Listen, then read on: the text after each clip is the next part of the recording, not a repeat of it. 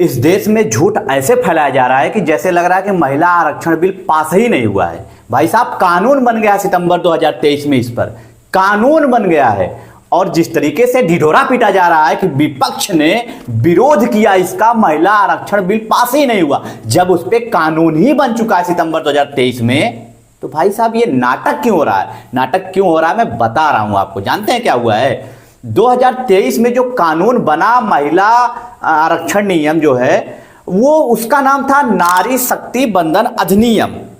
अब इस पे कानून तो बन गया। अब जो पक्ष है यानी सरकार जो कह रही है कि 2011 की जो जनगणना है उसके अनुसार हम कुछ संशोधन करना चाह रहे हैं। तो भाई साहब ये संशोधन हो रहा था। अब संशोधन होगा तभी हो सकता है जब कोई नियम कानून लागू हो। तो लागू तो ये अधिनियम हुआ ही नहीं था 2023 से लेकर 2026 तक। तो अप्रैल 2026 में 16 अप्रैल 2026 को इसे लागू किया गया ताकि संशोधन हो सके। समझ रहे हैं बात को? तो संशोधन होने के लिए इसे लागू किया गया। तो जब लागू किया गया 33 अब 16 अप्रैल 2026 को जब ये लागू हुआ तो अब कहा गया कि इसमें संशोधन किया जाएगा। संशोधन क्या किया जाएगा? 2011 की जो जनगणना है उसके अनुसार। अब जो विपक्ष जिसने वोट नहीं दिया, जो विपक्ष कह रहा है कि 2011 के अनुसार क्यों करेंगे, परिसीमन जो आप जातिगत जो मतगणना जनगणना हो रही है उसके बाद आप करिए संशोधन। तो सरकार इस पर नहीं मानी, लेके आई बिल, माफ कीजिए, संशोधन के लिए सारी चीजें बनाई गई लोकसभा में, सब लोग आए वोटिंग के लिए। अब वोटिंग में जो हुआ सबने जाना कि भाई पक्ष में जो सरकार के पक्ष में 230 वोट और 298 वोट विपक्ष ने दिए। तो बिल जो संशोधन था वो पास नहीं हुआ। अब इसको इस तरीके से दिखाया गया कि महिला आरक्षण बिल पास ही नहीं करने दिया विपक्ष ने, जबकि इस पर 2023 सितंबर में नियम बन चुका है, कानून बन चुका है। ये जब कानून बन चुका है तो उसमें संशोधन की जब बात हो रही है तो पूरी बात सरकार, मोदी जी, मीडिया ये बात क्यों नहीं बता रही है कि महिला आरक्षण बिल 2023 में ही पास हो गया था?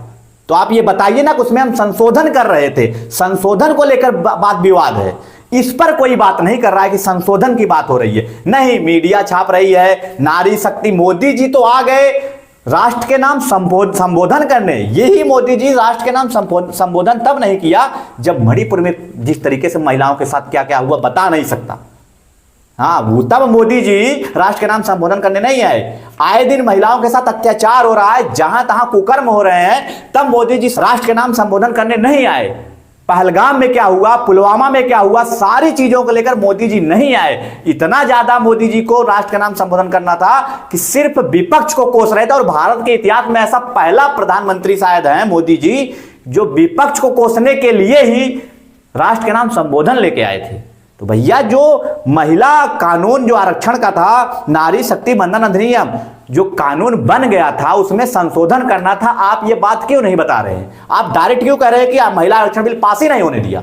33% आरक्षण की बात थी जब 2023 में पास हुआ, उसमें विपक्ष भी साथ दिया था, तभी तो पास हुआ।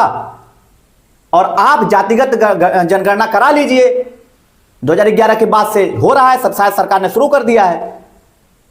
तो उसके बाद परिसीमन कराइए, उसके बाद सीटें बढ़ाइए, 50% दे दीजिए महिलाओं का आरक्षण। कौन मना कर रहा है?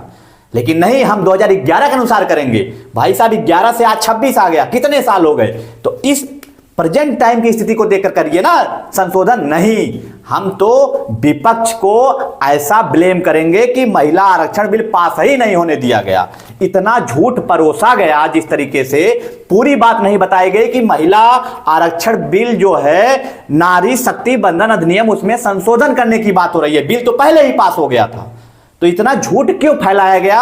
और मोदी जी ने जो महिलाओं के सम्मान में जिस तरीके से मोदी जी समेत सरकार के कई लोग उठ खड़े हुए हैं, भाई आप जब भी महिलाओं के साथ अन्याय हो तब भी उठ खड़े होइए ना। कुलदीप सिंह सेंगर को जमानत मिलने की बात होती है, आसाराम घूम रहा है, राम रहीम पैरोल पे छूट रहा है, उस पर मोदी जी ने कभी नहीं कहा और कभी नहीं राष्ट्र के नाम संबोधन किया कि भाई ऐसे लोगों को जेल में होना चाहिए। पैरोल पे पैरोल मिल रही है, पैरोल पे पैरोल मिल रही है, तब नहीं मोदी जी महिलाओं के आत्मसम्मान की बात बोली कभी, या कभी सरकार के लोगों ने कभी नहीं कहा कि आत्मसम्मान की बात होगी। अब आ गया अचानक से, क्योंकि इसमें विपक्ष है। तो वोट बैंक की सारी राजनीति है, क्योंकि बंगाल में चुनाव होने हैं, बस और कुछ है वो नहीं। बाकी आपकी क्या राय है जरूर कमेंट करें। धन्यवाद।